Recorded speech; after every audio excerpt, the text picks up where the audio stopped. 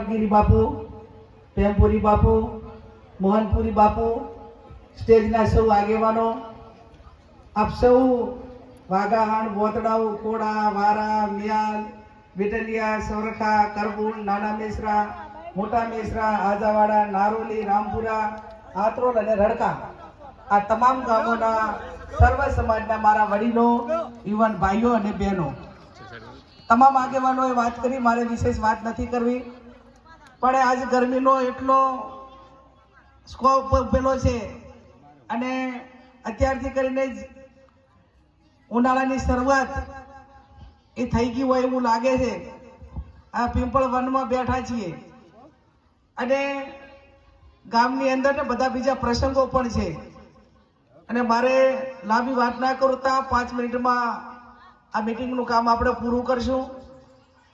વડીલો, આ લોકસભાની ચૂંટણી એ કોઈ સંસદ સભ્ય બની જવું કે સ્ટેટસ પેલું કરવું કે એના માટેની નથી। આ લોકસભાની ચૂંટણી એ બનાસકાંઠાની અસ્મિતા, બનાસકાંઠાના સ્વાભિમાન અને પ્રજાનો સેવક એક પ્રજા વચ્ચે રહીને એનો અવાજ સાંભળે અને मीडिया होय, विधानसभा गृह होय के संसद गृह होय ત્યાં સુધી પહોંચાડીને એના ઉકેલ લાવે એ માટે એક આ લોકશાહીની આપણી પ્રણાલિકા રહી છે કે કોઈ પણ પ્રજાનો પ્રતિનિધિને તમે 5 વર્ષ ચૂંટો અને 5 વર્ષના સમયગાળાની અંદર પ્રજા પાસે જે એને અપેક્ષા પ્રજાએ રાખી હતી એમની પાસે અને વાયદા આપ્યા હતા એમાં કેટલા ખરા ઉતર્યા છે। ત્યારે આ બધો બુદ્ધિજીવી વર્ગ બેઠો છે, મોટી સંખ્યામાં મારા યુવાનો છે એ સનાતન ધર્મની સંસ્કૃતિ આપણને કહે છે અને મેં હમણાં જ ચાલવા મુકામે જ્યારે ભાગવત કથા હતી એમાં એક ઉમેદવાર તરીકે, લોકસભાના ઉમેદવાર તરીકે જાહેરાત કરી કે આપ સૌના આશીર્વાદ થકી બનાસકાંઠાના લોકો મને આશીર્વાદ આપશે અને મારા સંસદમાં જવાનું થશે આપના આશીર્વાદથી। તો પહેલામાં પહેલું સંસદ ભવનમાં અને સરકાર પાસે હોય કે વિપક્ષ પાસે હોય તો સૌથી પહેલી મારી માગણી એ ગૌ વંશ અને ગૌ હત્યા ઉપર પ્રતિબંધ આવે, આ માગણી મારી પહેલી છે। ગૌ માતાને રાષ્ટ્રીય માતાનો દરજ્જો મળે। આજે આ બનાસકાંઠા સૌથી વધારે ગૌશાળાઓ, તમને બધાને ખબર છે કે આપણે રાતે ખેતરો માટે કેટલી ખબર રાખવી પડે છે અને એનું કોઈ મુખ્ય કારણ હોય તો નથી ગૌશાળાઓને સબસિડી મળતી, નથી ગૌ માતા માટેની જેવી વ્યવસ્થાઓ થતી અને એના કારણે ક્યાંક ને ક્યાંક મુશ્કેલીઓ ભોગવવી પડે છે। બીજો મેં હમણાં ભાઈ આબાભાઈએ કીધું કે કોઈ પણ પેઢી, કોઈ પણ પરિવાર એની આબરૂ બાંધતા એને ભેટીઓ ઘસી જવું પડે ને ત્યારે એ પેઢીની, એ પરિવારની, કુટુંબની આબરૂ બંધાતી હોય છે। કોઈ કારણોસર ભગવાન કોઈને ત્યાં ન કરાવે પણ ક્યાંક ટેકનોલોજીની આડઅસર હોય, ક્યાંક આપણી બેન દીકરી નાદાન એની ભોગ બને, ક્યાંક નાના મોટી લાલચમાં આવી જાય અને ત્યારે કોઈ બીજા સમાજ જોડે કે અન્ય સમાજ કે અન્ય ધર્મ કે જેના મા બાપને મંજૂર નથી એવા જોડે કે લવ મેરેજ કરી નાખે ને ત્યારે એ આખો પરિવાર તો ધરાશય થઈ જતો હોય ને એના હગાવાલાને લાંછન લાગતું હોય અને એની 5 કે 6 પેઢીઓ જે આબરૂ ભેગી કરેલી હોય એ પળની અંદર એ આખી ધરાશય થઈ જતી હોય છે। મેં વિધાનસભા ગૃહમાં ઊભા થઈને કીધું કે ભાઈ યુવાનોને ખોટું લાગે, સિટીઓમાં તો યુવાનો ઘણું બધું મારા કોમેન્ટ માટે લખતા હતા, બેન અમે સ્વતંત્ર છીએ પણ છતાં કીધું અમારો દેશ, અમારો વિસ્તાર એ સંસ્કૃતિ અને સમજ વ્યવસ્થા સાથે સંકળાયેલો છે અને સમાજ વ્યવસ્થા અને સંસ્કૃતિ સાથે સંકળાયેલો હોય ત્યારે કોઈ પણ સમાજની દીકરીને લવ મેરેજ કરવા હોય તો એની અંદર એના મા બાપની સહી ફરજિયાત હોવી જોઈએ।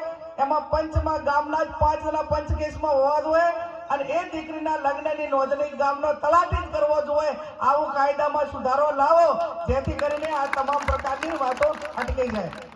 અને આગળ વધારતા ગુજરાતના મુખ્યમંત્રીએ પણ કીધું કે આ પ્રમાણે કરવાની તાતી જરૂરિયાત છે ને અમે આના માટે કરીને વિચારશું। બીજી આજે તમે બધા ધોળીતરી સમાન છો, કોઈ પ્રજાના પ્રતિનિધિને મતદાન, તમારે મતદાન આપવું હોય તો ગ્રામ પંચાયતના સરપંચથી કરીને લોકસભાના ઉમેદવાર એ બુદ્ધિજીવી વર્ગ હોય, મતદારો હોય, એ 5 ગામના જવાબદાર આગેવાનો હોય કે કોઈ નાનામાં નાનો મતદાર હોય, એ 3 પ્રકારનો વિચાર કરે કે ભાઈ મારે ગેનીબેનને વોટ આપવું છે, તો ગેનીબેન માટેના મારા 3 વિચાર કયા હોઈ શકે? તો 3 વિચાર એ છે કે જે ઉમેદવારને તમે વોટ આપવા નીકળો છો અથવા તો આપવાના છો એનો પોતાનો ભૂતકાળ એ કેવો છે એ લોકો મારફત પણ જાણે છે અને એ પોતે પણ અનુભવે છે કે આ ઉમેદવારનો ભૂતકાળ કેવો છે, એનો વર્તમાન લોકો સાથેનો વ્યવહાર કેવો છે અને ભવિષ્યમાં આ આગેવાન પાસે કે આ ઉમેદવાર કે આ પ્રતિનિધિ પાસે આપણે કયા પ્રકારની આશા અપેક્ષા રાખી શકશું. ત્યારે આપ સૌને મારી બે હાથ જોડીને વિનંતી છે કે મારા ભૂતકાળ માટે કોઈ તમારે કોઈ શંકા જેવું નહીં લાગે. હું 28 વર્ષથી જાહેર જીવનમાં છું. 10 વર્ષ તાલુકા પંચાયત હોય, 5 વર્ષ જિલ્લા પંચાયત હોય, 10 વર્ષ ધારાસભ્યમાં હું. જો મારો ભૂતકાળ કોઈ રીતે કલંકિત હોત અને બીજા બધા ધારાસભ્યો વેચાણા એમ હું વેચાઈ ગઈ હોત તો આજે તમે પણ મને એમ કહો કે આ ઉમેદવાર આપણે ના ચાલે જે વેચાઈ જાય. મારા વર્તમાન સાથે પણ તમને પૂરો ભરોસો છે અને હું ગરીબ જરૂર છું, આર્થિક રીતે જરૂર ગરીબ છું, પણ તમારા ઈમાનદાર મારી ઈમાનદારીમાં કોઈ ખોટ નહીં આવે એ મારો ભૂતકાળ કહે છે અને વર્તમાનનો આવનાર ભવિષ્ય માટે આપ સૌને હું ખાતરી આપું છું. પ્રજાનો પ્રતિનિધિ એ આ તમારે એક હમણાં કહેતા હતા આબાભાઈ, આ એક ગ્રામ પંચાયતનો વોર્ડનો સભ્ય કે સરપંચ ચૂંટવો હોય તો પણ તમે એમ કહો છો કે ભાઈ આ નડશે નહીં અને બધાને હાથે રાખીને કામ કરશે એવો આ માણસ છે, એવી વાત આપણે ગામ લેવલે કરતા હોય છે, એને ટકોરા મારતા હોય છે. આ તો 20 લાખ પ્રજાનો પ્રતિનિધિ ચૂંટવાનો છે અને 20 લાખ પ્રજાનો પ્રતિનિધિ ચૂંટવાનો હોય ત્યારે એને ટકોરા એ બાબતના હોવા જોઈએ કે આ ચૂંટાશે તો કોઈ સમાજ વચ્ચે ઝઘડા નહીં કરાવે, આ ચૂંટાશે તો 5 શેણ સંબંધીઓને ભેગા બેહાડશે, આ ચૂંટાશે તો એ ગમે તેને રાતે ફોન ઉપાડશે, આ ચૂંટાશે તો ગમે ખેડૂતોનો અવાજ હોય કે ગમે એનો હોય એ છેક સરકાર સુધી પહોંચાડશે. પ્રજાનો પ્રતિનિધિ એ એકની એક જગ્યાએ 3-4 વખત ચૂંટાય તો સમજી લેવાનું કે એની કોઈ આડઅસર મતદારોમાં નથી તો જ ચૂંટે, બાકી છૂટતા નથી. વિધાનસભાની પ્રજાએ મને બીજી વખત આશીર્વાદ આપ્યા છે એટલે એ ગેરંટી પાડોશમાં તમે તો છો, કાયમ એકાબીજાના હગાવાલા છો અને ઓલા કહેવાય કે પુત્રના લખન પારણામાં જો અહીંયાથી વાવવાળાનો અવાજ બરોબર ના આવ્યો હોત તો પછી આ કોઈ તમે મને સાંભળવા માટે મારી વાત સાંભળવા માટે પણ ના આવ્યા હોત. પણ તમને બધાને પણ ભરોસો છે. ત્યારે કોઈ ધારાસભ્ય કોઈ વિસ્તારની અંદર ચૂંટાઈ જાય તો એનું કામ એ લોકો વચ્ચે રહેવાનું, લોકોના પ્રશ્નો ઉકેલવાનું અને વહીવટી તંત્ર નથી કરતું એ કામમાં રસ લઈ અને કે ભાઈ તલાટી તો તમારું આ કામ છે, ટીડીઓ તો આ છે, મામલતદારનું કામ આ છે, પ્રાંત અધિકારીનું આ કામ છે, પોલીસ તંત્રનું કામ આ છે. જ્યાં પ્રજાના પ્રતિનિધિઓ ક્યાંક ને ક્યાંક અન્યાય કરે અથવા ન કરે તો એના માટે કરીને વહીવટી આખી સિસ્ટમ પ્રજાના પૈસે ઉભે કરેલી છે. તલાટીને પગાર કોણ આપે છે? પ્રજાના પૈસે પગાર તલાટીને આપવાનો છે. પીએસઆઈ નો પગાર કોણ આપે છે? પ્રજાના પૈસાનો પગાર એ પીએસઆઈ ને આપવાનો છે. ઘણા પ્રતિનિધિઓ તો એવા ચૂંટાય કે જાણે પોતાનો એક વટ પાડવાને સ્ટેટસ ઊભું કરવા માટે કરીને આખું વહીવટી તંત્ર લઈને કાફલો જેમ ઓલો વરરાજાનો વરઘોડો નીકળ્યો હોય ને એમ ગામડે ગામડે તલાટીથી કરીને, ટીડીઓથી કરીને, મામલતદારથી કરીને, પોલીસ વાળાને બધાને એ દાઈએ બધે ગામડામાં લઈને જાય એટલે તાલુકા કક્ષાએ બધી ઓફિસો રેડી પડી હોય. બાપડા ગામડામાંથી બધા તલાટી પાસે કે ભાઈ ટીડીઓ પાસે, મામલતદાર પાસે આવ્યા હોય તો ભાઈ કે આ ક્યાં મળશે અમને મામલતદાર કે ક્યાં મળશે ટીડીઓ? એ તો કે આયા હતા અધ્યક્ષ, એમના ભેગો કાફલો ગામડામાં ગયો છે. એટલે બાપડા આખો દડો થરાજ બેહી અને લાગીને 5 વાગે પાછા થાય. આ વહીવટી તંત્ર આવું ના હોય.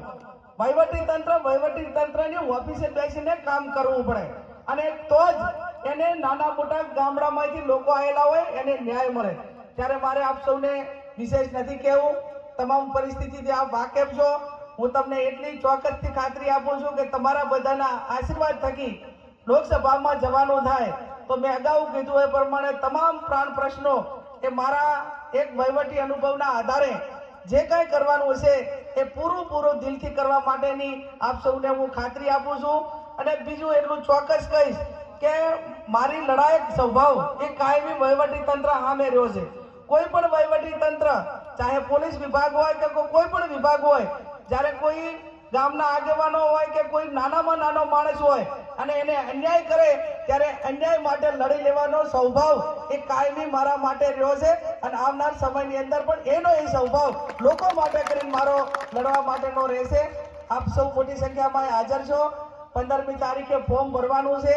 આમ તો ભાવ વિધાનસભામાં હું એમ કહું કે મારું 2 વખત મામેરું ભર્યું, પણ આ થરાદ તાલુકાનો ઠાકોર સમાજ હોય કે તઢારે આલમ હોય તો સમાજ માટે આગેવાને શું કરવાનું હોય?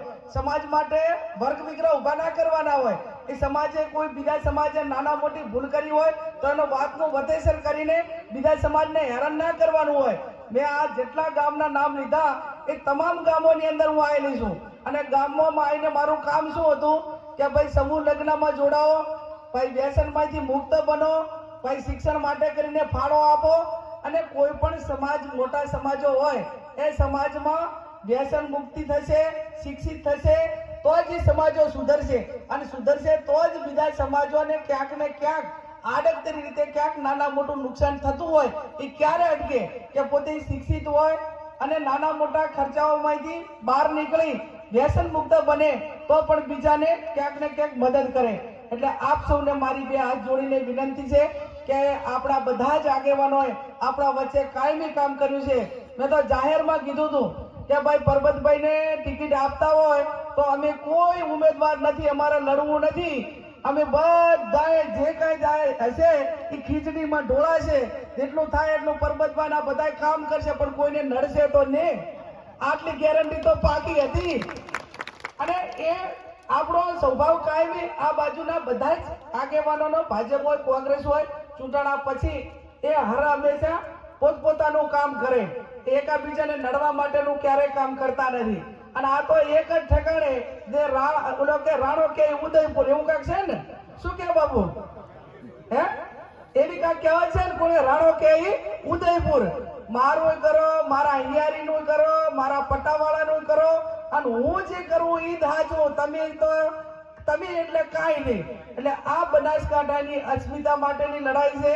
બધું બહાર ના આવી અને આપણા ઉપર દબંગગીરી કરતા હોય અને દાદાગીરી કરતા હોય તો આપણે 2 જ દાદાને માના છે કે અમે અમારા હિન્દુ ધર્મની સંસ્કૃતિ પ્રમાણે અમારા દાદા હનુમાન દાદા છે અને ગણપતિ દાદા છે. ત્રીજો કોઈ દાદા થવા માંગતો હોય તો એ દાદાઓને કહેજો કે તમારા મગજમાંથી રહી કાઢી નાખજો. આ વાવ થરાદ અને બનાસકાંઠા જિલ્લો છે કે જેણે અસ્મિતા માટે કાયમી લડ્યો છે અને આવનાર સમયની પણ આ લોકશાહી ટકાવી રાખવા માટે પૂરી તાકાતથી, પૂરી મજબૂતાઈથી લડવાનો છે. ત્યારે આ 15મી તારીખે મોટી સંખ્યામાં ફોર્મ ભરવા માટે આવજો અને 7મી તારીખે જ્યારે મતદાન છે ત્યારે કોંગ્રેસના પંજાને વોટ આપી, તમારી બેનને વોટ આપી, તમારી દીકરીને વોટ આપી વિજય બનાવજો. તમારું વોટ એળે નહીં જવા દો એ ખાતરી સાથે આપ સૌનો ખૂબ ખૂબ હૃદયપૂર્વક આભાર.